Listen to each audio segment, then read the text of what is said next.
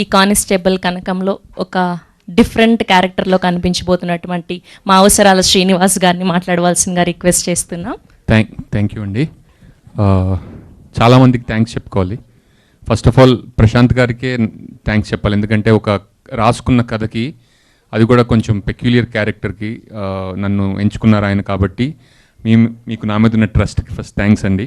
And Saibabu గారికి కూడా thank you so much for having me in production house sir.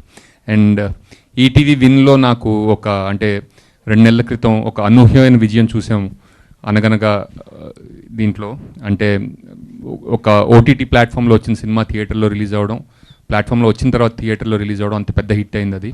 అలాగే మళ్ళీ నాకు ఈటీవీ విన్తో రెండోసారి మళ్ళీ మీ ముందుకు రావడం నాకు చాలా థ్యాంక్స్. ఈటీవీ విన్ వారికి, నితిన్ గారికి చాలా థ్యాంక్స్ అండి. అండ్ ఈ సినిమాలో సాయిరామ్ గారు వండర్ఫుల్ వర్కింగ్, శ్రీరామ్ గారు వండర్ఫుల్ వర్కింగ్ విత్ యూ అండి, హేమంత్ గారు. అండ్ రాజీవ్ కనకాల్ గారికి నాకు ఈ సినిమాలో సీన్స్ లేవు, కానీ వండర్ఫుల్ హ్యూమన్ బీయింగ్. ఆయనతో ఎప్పుడైనా స్క్రీన్ షేర్ చేసుకోవాలని కోరిక కూడా ఉంది. ఇదివరకు చేసుకున్నాం కానీ మా ఇద్దరికి పెద్దగా నటించే అవకాశం రాలేదన్నమాట.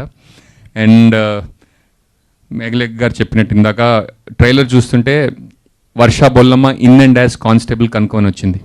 చాలా రోజుల తర్వాత ఒక female character in and as title రావడం అనేది చాలా రోజుల తర్వాత జరిగింది. అండ్ ఆ స్టోరీ కూడా అలాంటిది ఎంచుకోవడం, అండ్ ఇలాంటి కథలు ఇంకా చాలా రావాలని, అండ్ మంచి మంచి పాత్రలు ఇంకా ఫీమేల్ పాత్రలు రాయాలని రైటర్స్ అందరూ నేను కోరుకుంటున్నాను. And and Varsha garu constable కనకంతో I think she's going to surprise all of us. కానీ ఎప్పుడు మనకి ట్రైలర్లో అంత సీరియస్గా కనిపించింది. నేను కూడా ఫస్ట్ టైం ఈ అమ్మాయి ఇంత సీరియస్గా ఉంటుందని నాకు ట్రైలర్ చూసిన తర్వాత అర్థమైంది. Very funny girl. ఆమెకి ఇన్స్టాగ్రామ్లో ఆమె కోట్స్కి కూడా చాలామంది ఫాలోవర్స్ ఉన్నారు, అందులో నేను కూడా ఒకండి.